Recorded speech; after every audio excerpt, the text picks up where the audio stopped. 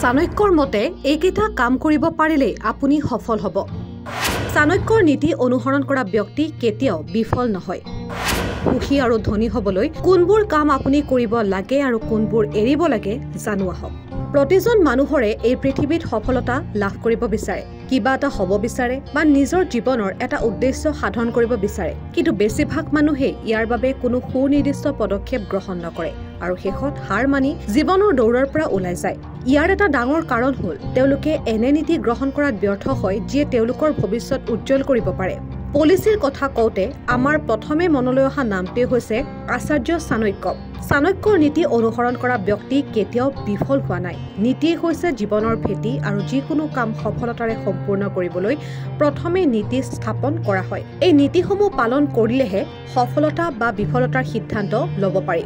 নীতি যিমানেই সঠিক হ'ব সিমানেই সফলতাও ভাল হ'ব। আজি মই আপোনালোকক চাণক্যৰ এনে 7টা নীতিৰ বিষয়ে ক'বলৈ ওলাইছো যাক অনুসৰণ কৰি আপুনি আপোনাৰ জীৱনত বিচৰা সকলোখিনি লাভ কৰিব পাৰিব। চাণক্যৰ এই 7টা নীতিৰ কথা জানো আহক। নীতি 1, আপোনাৰ পৰৱৰ্তী পদক্ষেপ গোপনে ৰাখক। আচাৰ্য চাণক্যই কৈছিল যি সাম্ৰাজ্যই নিজৰ গোপনীয়তা গোপন ৰাখিব নোৱাৰে সেই সাম্ৰাজ্য ধ্বংস হৈ পৰে। আমাৰ মগজুৱে প্ৰতিদিনে হাজাৰ হাজাৰ চিন্তা কৰে, বুজিও পায়, কিন্তু সফল মানুহে নিজৰ চিন্তা আনৰ লগত ভাগ বতৰা কৰাৰ পৰা বিৰত থাকে। আপুনি কি কৰি আছে, কোন দিশলৈ গৈ আছে, কি শিকিছে, কাকো একথা জানিবলৈ দিয়া উচিত নহয়। আপোনাৰ ভৱিষ্যতৰ পৰিকল্পনা কাৰো লগত শ্বেয়াৰ নকৰিব, আপোনাৰ প্ৰচেষ্টাৰ বিষয়ে আলোচনা নকৰিব। আপোনাৰ পৰৱৰ্তী পদক্ষেপ সদায় গোপনে ৰাখক। নীতি 2, বিফল হোৱাসকলৰ পৰা শিকিব।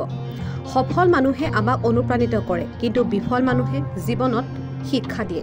এজন বিফল ব্যক্তিয়ে আপোনাক জীৱনত কি কৰিব নালাগে সেই বিষয়ে সতৰ্ক কৰে। কল্পনা কৰক আপুনি এখন পাহাৰ বগাই আছে আৰু আপোনাৰ আগত খোজ কাঢ়ি যোৱা ব্যক্তিজন এটা খাৱৈত পৰি যায়। ইয়াৰ ফলত আপুনি সতৰ্ক হৈ পৰে, আপোনাৰ পথ সলনি কৰে।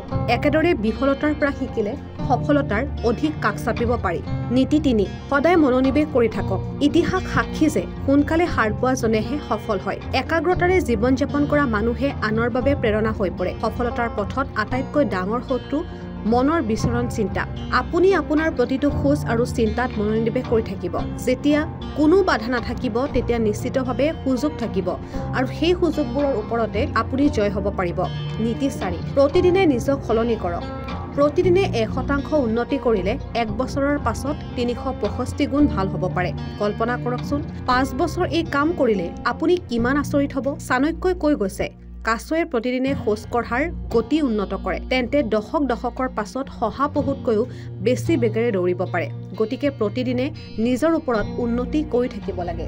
নীতি 5, সুস্বাদু খাদ্য আৰু শান্তিপূৰ্ণ টোপনি উপভোগ পৰিহাৰ কৰা। চাণক্যই বিশ্বাস কৰিছিল সুস্বাদু খাদ্য আৰু আৰামদায়ক জীৱন সফলতাৰ পথত বাধা। সোৱাদযুক্ত খাদ্যই আপোনাৰ টোপনি যোৱাত সহায় কৰে আৰু জিৰণি লোৱা টোপনিয়ে শৰীৰক সদায় এলেহুৱা কৰে। প্ৰাচীন কালত ৰাজকুমাৰসকলক অৰণ্যত কঠোৰ পৰিস্থিতিৰ সৈতে মোকাবিলা কৰিবলৈ শিকোৱা হৈছিল যাতে তেওঁলোকে জীৱনৰ কঠোৰতা সহ্য কৰিব পাৰে।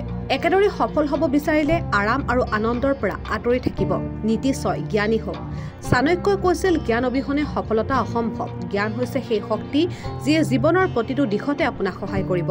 জ্ঞান মানে কেৱল কিতাপ নহয়, ইয়াৰ অৰ্থ সমাজ, নৈতিকতা, ভাল বেয়া, উচিত অনুচিত সকলো জ্ঞান হ'ব লাগে। এই জ্ঞানে আপোনাৰ পৰিচয় সৃষ্টি কৰে। মূৰ্খ দেখাওক, মূৰ্খ নহ'ব। চাণক্যই কৈছে মূৰ্খ দেখা আৰু মূৰ্খ হোৱাৰ মাজত পাৰ্থক্য আছে।